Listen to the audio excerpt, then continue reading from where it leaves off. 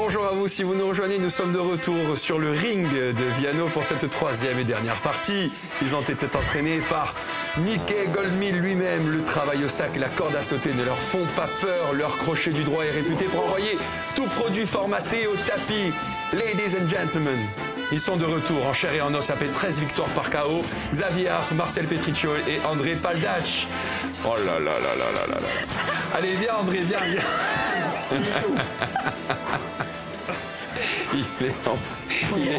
Il est Excusez-moi. Il est en pleine forme.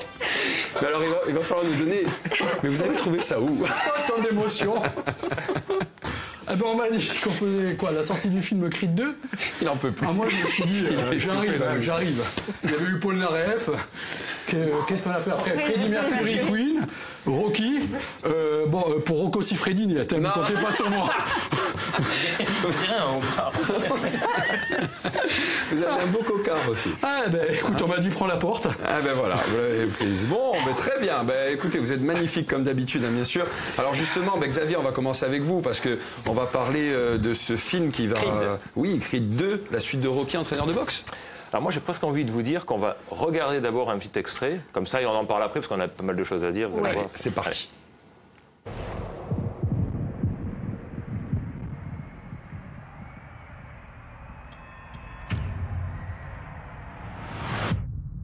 Ça va aller. Tu m'entends?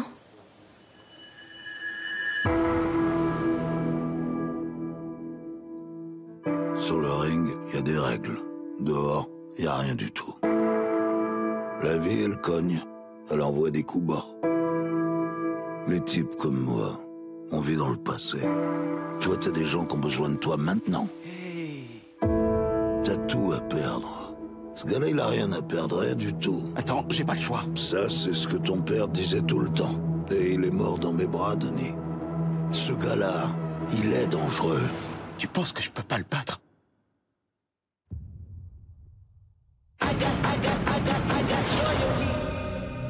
J'avais peur de pas pouvoir répondre à ses attentes.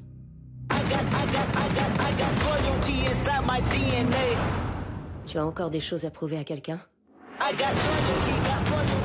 Alors, on peut pas dire que c'est le film que forcément moi personnellement j'attendais le plus, mais il y avait quand même un petit challenge après le 1, parce que logiquement Creed 2 succède à Creed 1, c'est la logique. Voilà. Et je trouve que le premier Creed, qui était réalisé par Ryan Coogler, renouvelait un peu quelque chose et on attendait un peu de voir ce qui allait être fait avec ce film qui n'est pas réalisé par Ryan Coogler mais par Steven Cappell Jr., on ne connaît pas trop, et c'est quand même une déception, il faut bien le dire. Alors, on n'est pas trompé sur la marchandise, on sait ce qu'on va voir, bien sûr, donc film de boxe, toujours pareil, on voit le fils d'Apollo Creed, toujours entraîné du moins au début par Sylvester Stallone, évidemment par Rocky, qui va devoir affronter le fils d'Ivan Drago. Vous vous rappelez, c'était dans Rocky 4, sans doute l'un des pires peut-être de la saga. Bon, difficilement regardable aujourd'hui, c'est sympathique, mais Le bon, 5 c'est vrai était encore pire. Voilà, le 5. Et là, on a l'impression que c'est... Ce qui est un peu dommage, c'est qu'il n'y a pas trop d'enjeux dans le scénario. On a l'impression que c'est un peu Rocky 4 amélioré, avec un peu matinée de Rocky 5, un tout petit peu. Il n'y a pas vraiment d'enjeu. Alors bon, certes, c'est fait, j'allais dire, correctement, on s'ennuie pas, mais... On passe un bon moment ou pas? Ouais, mais je trouve qu'entre les deux combats, par exemple, c'est un peu chiant, quoi. Faut dire ce qu'il y a, c'est un peu ennuyeux. Il n'y a pas grand-chose, il n'y a pas d'enjeu. Après, on a le plaisir de retrouver Stallone, c'est ça, hein, et puis de retrouver la rencontre. Puis Drago. Dans un bar, voilà, entre Stallone, entre Rocky et Drago, où ils se parlent. Alors moi, je suis un peu chagrin, parce que le Russe, on a fait 30 ans d'évolution entre les deux.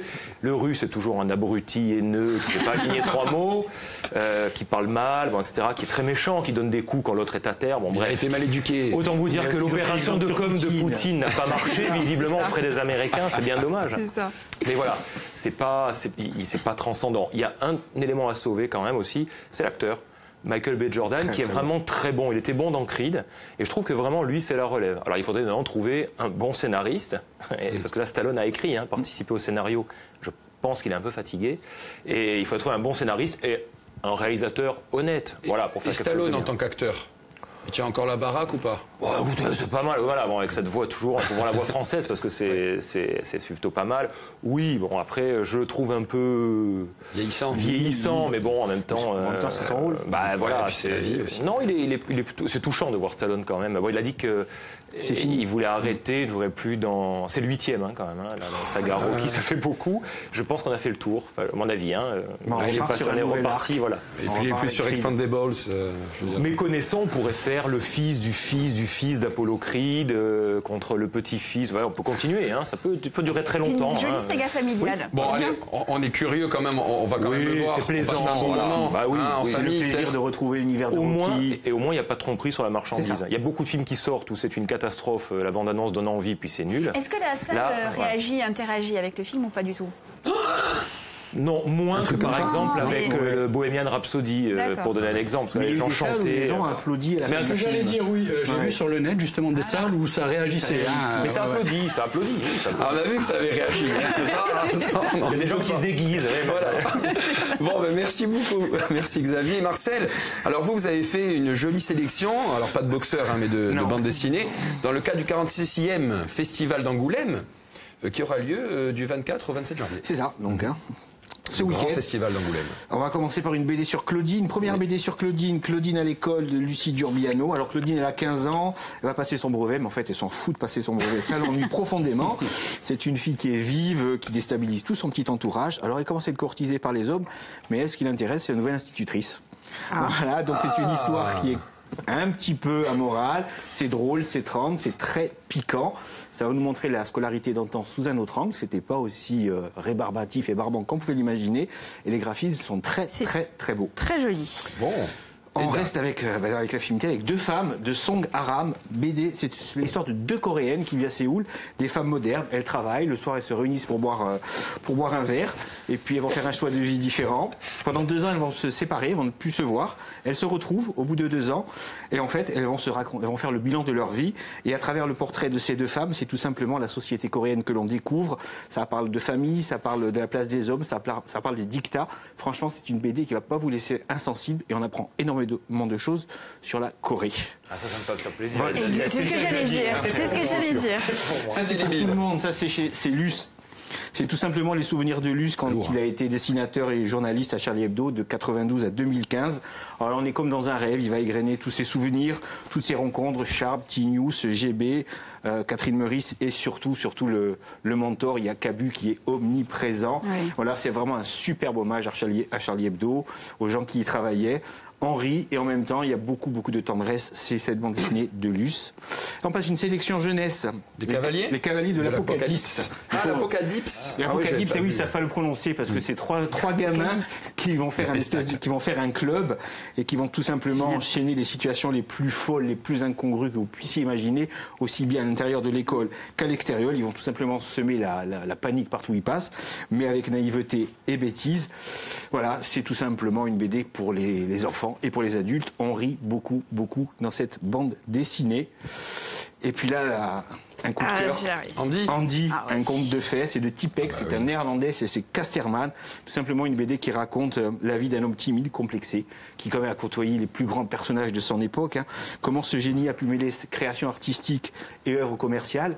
C'est assez fascinant. C'était un touche-à-tout, on le dit, ou alors réalisateur, c'est producteur de musique. C'est très joli aussi.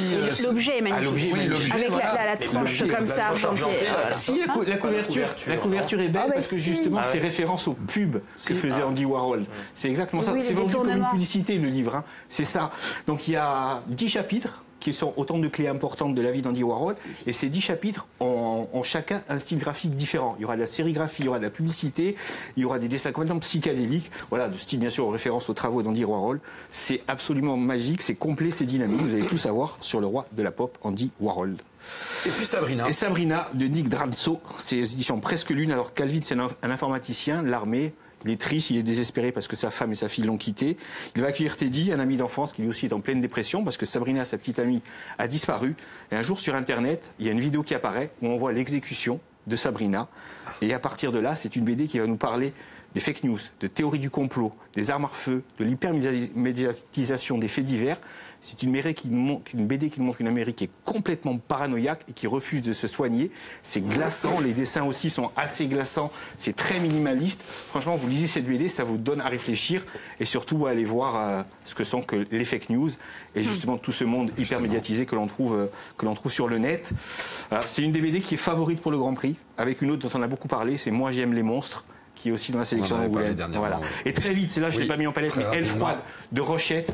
Seulement Rochette, c'est un des plus grands dessinateurs français de transpersonnage. Vous savez qu'il a le bras gauche de plus en plus court. Et en fait, il a hésité pendant très longtemps entre la montagne et la bande dessinée. Il a choisi la bande dessinée et il nous raconte pourquoi.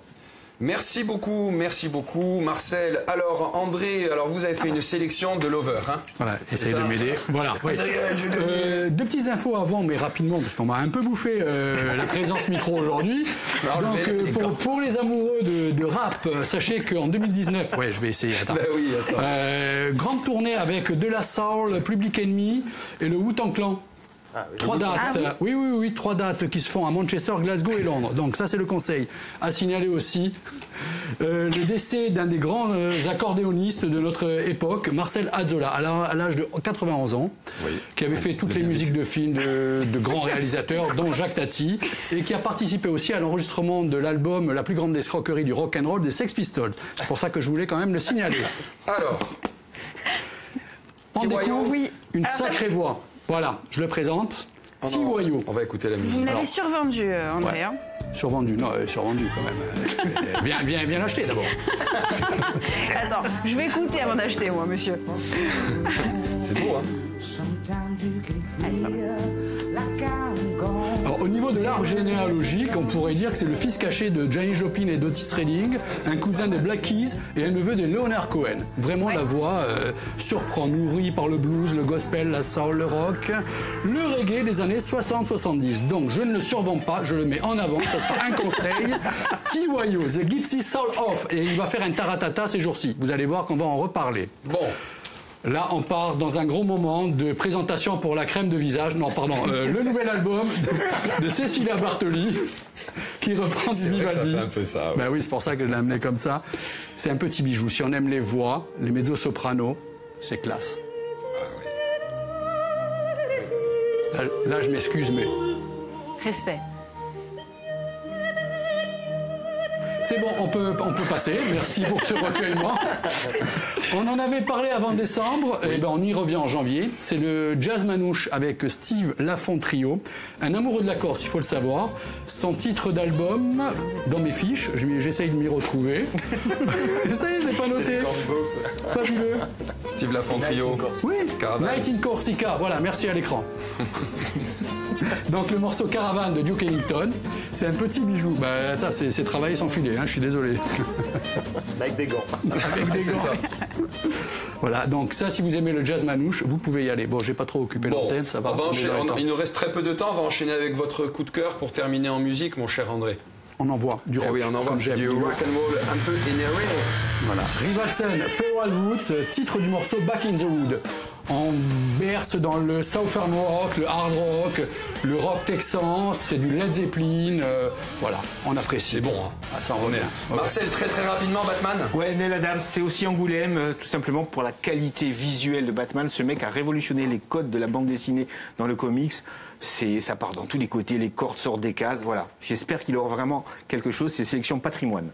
Bon, parfait, merci beaucoup, messieurs. On va vous dire merci et surtout à mardi prochain. On a hâte, bien sûr, on a déjà hâte. Nous, on va se retrouver demain. On recevra André Manoukian et Elodie Frégé. Donc, soyez bien présents devant votre télé. Allez, on vous embrasse. Bon après-midi sur Viasté. À demain.